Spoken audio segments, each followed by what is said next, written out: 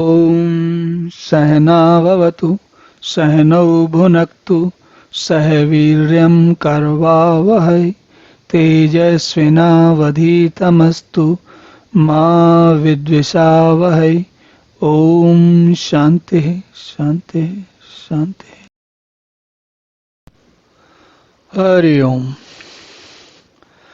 अब भगवान आगे कहते हैं, देखिए बताया उन्होंने पिछले श्लोक में बताया था कि जो दूसरे लोगों को बताएगा उसको परमात्मा भाव को प्राप्त करने में सहायता मिलती है।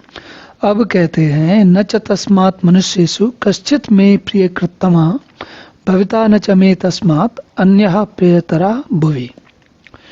तो कहते हैं कि उससे जो व्यक्ति ऐसा करेगा, जो दूसरे लोगों को गीता ज्ञान बताएगा, गीता के बारे में बताएगा, गीता की बात बताएगा, गीता की विषय वस्तु को अधिक से अधिक विवरण में बताएगा, भगवान कहते हैं उससे बढ़कर मेरा प्रिय कार्य करने वाला मनुष्य में कोई भी नहीं है, तथा पृथ्वी भर में उससे बढ़कर मेरा प्रिय दूसरा कोई भविष्य में होगा भी नहीं।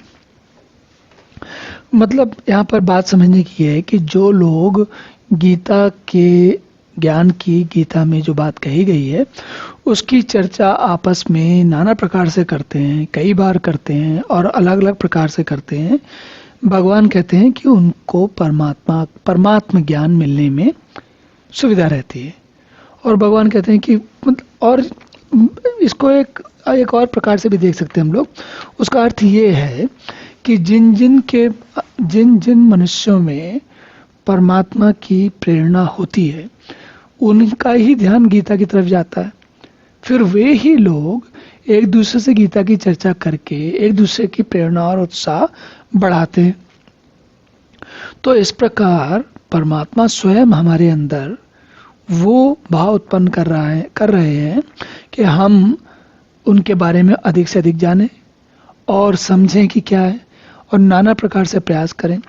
तो अंतिम बात यह है कि ये परमात्मा की इच्छा, परमात्मा की प्रेरणा, उसी से ये स्फुरण आता है जिससे व्यक्ति की दिशा इधर इस गीता की तरफ मुड़ती है।